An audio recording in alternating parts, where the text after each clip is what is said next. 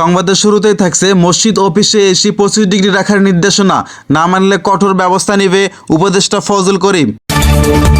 এরপর থাকছে রাজধানী শাহবাগে রাস্তা অবরোধ করে বিক্ষোভ ও অবস্থান কর্মসূচি পালন করেছেন জুলাই বিপ্লবের আহতরা।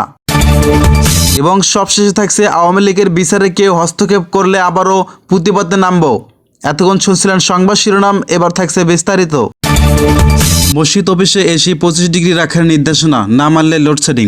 আসন্ন রমজানে বিদ্যুৎ সংকট মোকাবিলায় সচিবালয় সহ সরকারি বেসরকারি অফিস, মসজিদ ও বাসাবাড়িতে এসির ব্যবহার 25 ডিগ্রি রাখার অনুরোধ জানিয়েছেন বিদ্যুৎ জ্বালানি ও খনিজ সম্পদ উপদেষ্টা ফজল কবির খান।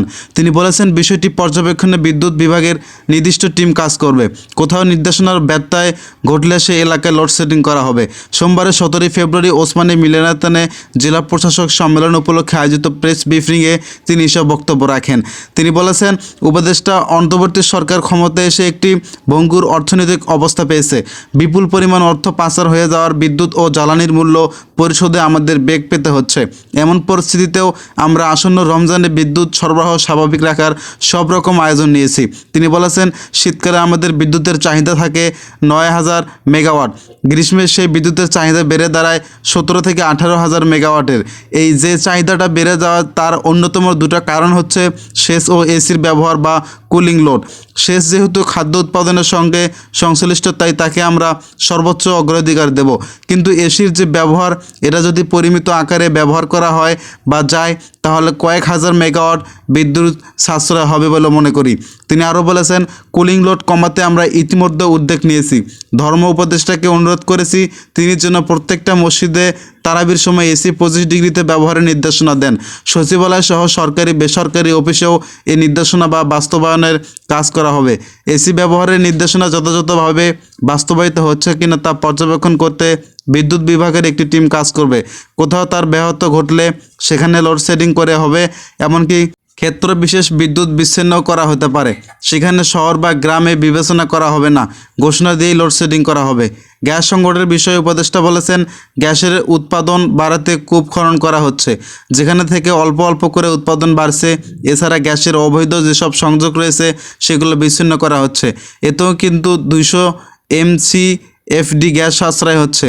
তাছাড়া এনএলজি আমদানি ক্ষেত্রে যথেষ্ট বৈদেশিক মুদ্রা সহায়তা যেন পাই, সে বিষয়ে অর্থ উপদেষ্টার সঙ্গে বৈঠকও করা হয়েছে। আমাদের বিদ্যুৎ উৎপাদনে কিন্তু সক্ষমতার অভাব নেই, অভাব হলো জ্বালানির। উপদেষ্টা বলেছেন, বর্তমানে উচ্চমূল্য বিদ্যুৎ কেনা হয়, সেক্ষেত্রে কয়লা, গ্যাস ও তেল ভিত্তিক বিদ্যুৎ কেন্দ্রগুলো থেকে কি পরিমাণে কত দামে বিদ্যুৎ কেনা হবে সে বিষয়ে একটি মানদণ্ড ঠিক করা হবে। সব মিলিয়ে আমরা বিদ্যুৎ ও জ্বালানি খাতটাকে একটি সাস্টেইনেবল পর্যায়ে নিয়ে আসতে চাই। জুলাই বিপ্লবে আহতদের শাহবাগ অবরোধ। রাজধানীর শাহবাগে ঢাকা রাস্তা অবরোধ করে বিক্ষোভ ও অবস্থান কর্মসূচি পালন করেছেন জুলাই বিপ্লবের আহতরা। সোমবার 17 ফেব্রুয়ারি দুপুরে গণ অভ্যুত্থানে আহত ও শহীদ পরিবারের ব্যানারে অবস্থান কর্মসূচি শুরু করেছেন তারা। এর ফলে ওই মোড়কে ঘিরে থাকা সবগুলো সড়কে যানজটের সৃষ্টি হয়েছে। তাদের দাবির মধ্যে রয়েছে আহতদের দুটি ক্যাটাগরিতে বিবেচনায় যারা স্থায়ীভাবে কর্মক্ষমতা হারিয়েছেন তাদের মাসিক 20,000 টাকা ভাতা, এককালীন ভাতা এবং পরিবারের দায়িত্বশীল ব্যক্তিকে সরকারি বা আধা সরকারি পর্যায়ে প্রশিক্ষণ ও কর্মসংস্থানের ব্যবস্থা করতে হবে। আহতদের মধ্যে যারা সেরে উঠেছেন এবং কর্মক্ষম হয়ে উঠেছেন তাদের 15,000 টাকা মাসিক এবং এককালীন ভাতার ব্যবস্থা এবং সরকারি বা আধা সরকারি প্রতিষ্ঠানে কর্মসংস্থানের ব্যবস্থা করে দিতে হবে। গণঅভ্যুত্থানে আহত ও শহীদ পরিবারের সদস্যদের নিরাপত্তা নিশ্চিত করতে বিশেষ সুরক্ষা আইন প্রণয়ন করতে হবে, যেখানে আহত ও শহীদ পরিবারের সদস্যদের বিরুদ্ধে কোনো হুমকি, হয়রানি বা হত্যাচেষ্টা হলে সর্বোচ্চ শান্তির বিধান থাকতে হবে। এছাড়াও আহত ও শহীদ পরিবারের সদস্যদের মানসিক কাউন্সেলিং, হয়রানির প্রতিরোধ এবং সমস্যার সমাধানের জন্য টোল ফ্রি হটলাইন চালুর দাবিও জানানো হয়েছে। এদিকে গত 5ই আগস্টের ঢাকার যাত্রাবাড়িতে আন্দোলন চলাকালে পুলিশের গুলিতে শহীদ ভোলার মোহাম্মদ হাসানের মরদেহ ঢাকা মেডিকেলের মর্গ থেকে শনাক্ত করে দীর্ঘ 6 মাস পরে তার নিজ গ্রামে এনে দাফন করা হয়েছে। শনিবার 15 ফেব্রুয়ারি সকাল 10:30টার দিকে ভোলা সদর উপজেলার কাছিয়া ইউনিয়নের কাছিয়া মাধ্যমিক উচ্চ বিদ্যালয়ের মাঠে দ্বিতীয় জানাজা শেষে হাজারো মানুষ অশ্রুসিক্ত নয়নের হাসানকে চিরবিদায় জানিয়েছেন। পরে একই গ্রামের উত্তর শাহমাদার মোহাম্মদীয় জামে মসজিদের পাশে তাকে দাফন করা হয়েছে। এ সময় গণহত্যায় জড়িতদের বিচার ও গণহত্যার দায়ে ক্ষমতাচ্যুত আওয়ামী লীগকে নিষিদ্ধসহ রাষ্ট্রীয়ভাবে হাসানকে শহীদি মর্যাদা দেওয়ার দাবিও জানান পরিবারের সদস্য ও স্থানীয়রা। এর আগে বৃহস্পতিবার 13 ফেব্রুয়ারিতে সন্ধ্যায় ঢাকা মেডিকেল কলেজ কর্তৃপক্ষ লিখিতভাবে হাসানের পরিবারের কাছে হাসানের মরদেহ হস্তান্তরের প্রক্রিয়া সম্পূর্ণ করেছেন। পরে শুক্রবার 14 ফেব্রুয়ারি জুমার নামাজ শেষে ঢাকা বিশ্ববিদ্যালয় কেন্দ্রীয় মসজিদের শহীদ হাসানের প্রথম জানাজায় অনুষ্ঠিত হয়। জানাজা শেষে গণহত্যার বিচারের দাবি হাসানের মরদেহ নিয়ে কফিন মিছিল বের করেছেন তারা বৈষম্য বিরোধী ছাত্র আন্দোলনের বিভিন্ন নেতাকর্মীরা। পরে শনিবার সকালে ঢাকা থেকে হাসানের মরদেহ ভোলায় তার নিজ গ্রামে নিয়ে আসেন পরিবারের সদস্যরা। শহীদ হাসান ভোলা সদরের উপজেলা কাশিয়া ইউনিয়নের 9 নম্বর ওয়ার্ডের কাশিয়া গ্রামের জাহাঙ্গীর ব্যাপারীর বাড়ির ভাড়াটিয়া দিনমজুর মোহাম্মদ মনির উদ্দিন ও গোলানুর বেগম দম্পতির দ্বিতীয় সন্তান। তাদের সংসারের একমাত্র উপার্জনক্ষম ব্যক্তি ছিলেন। আওয়ামী লীগের বিচারে কে হস্তক্ষেপ করলে আবারও প্রতিবাদে নামব।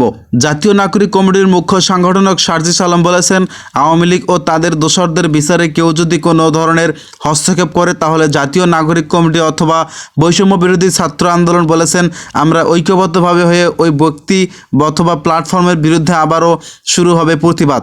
শনিবারে 15 ফেব্রুয়ারি সন্ধ্যা 7টার দিকে জাতীয় ঐক্যমত কমিশনের প্রথম বৈঠক থেকে বের হয়ে ফরেন সার্ভিস একাডেমির সামনে সাংবাদিকদের এসব কথা বলেছেন তিনি বলেছেন, আমাদের দেশে একটা সমস্যা হচ্ছে নেতারা খুনি হাসিনার মতো খুব সহজে সেই এক্সিট পেয়ে যায়। এই গণ অভ্যুত্থানে যারা আন্দোলনে ছিল তাদের কিন্তু এই খুনি হাসিনা ও তার দোসররাও ছাড়বে না। সে জায়গায় আমরা প্রত্যক্ষ এবং পরোক্ষ কোনো ধরনের নেগোসিয়েশনের চিহ্ন দেখতে চাই না। যারা খুনিদের দোসর তারা যে মত ও দলেরই হোক না কেন তাদের শাস্তি অবশ্যই হবে। সার্জিস আলম বলেছেন, আমাদের এই অভ্যুত্থান পরবর্তী সময়ের সবচেয়ে বড় প্রধান দায়িত্ববত্তা হচ্ছে খুনিদের বিচার করা। আমরা এটা স্পষ্ট জানিয়ে দিয়েছি। নাগরিক কমিটির মুখ্য সংগঠক বলেছেন, আমরা আমাদের জায়গা থেকে কিছু জিনিস খুব স্পষ্টভাবে জানিয়েছি এবং এটা পুরো বাংলাদেশের জন্যই। ছাত্রদের নেতৃত্বে ছাত্র জনতার অভ্যুত্থান হয়েছে।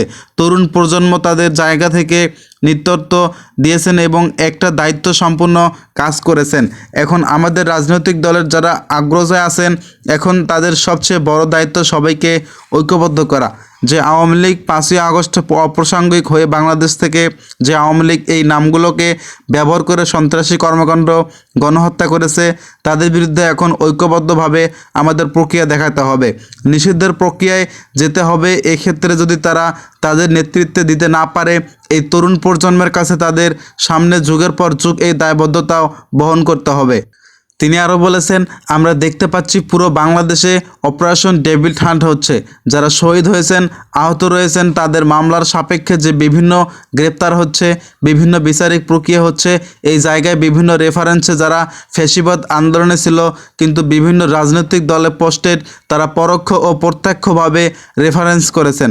এই রেফারেন্সের মাধ্যমে বিভিন্ন বিচারকেও ফ্যাসিস্ট দোষর ছিল অথবা বর্তমানে বিভিন্নভাবে প্রভাবিত হয়ে যারা রায় দিয়ে ওই বিভিন্ন সন্ত্রাসীদের বিভিন্নভাবে জামিন দেওয়ার চেষ্টা করা সহ বিভিন্নভাবে তাদের আশ্রয় দিচ্ছেন। এই কাজগুলো যদি করা হয় তাহলে সবচেয়ে বড় সমস্যা এবং বিচারিক প্রক্রিয়া বাধাগ্রস্ত হচ্ছে।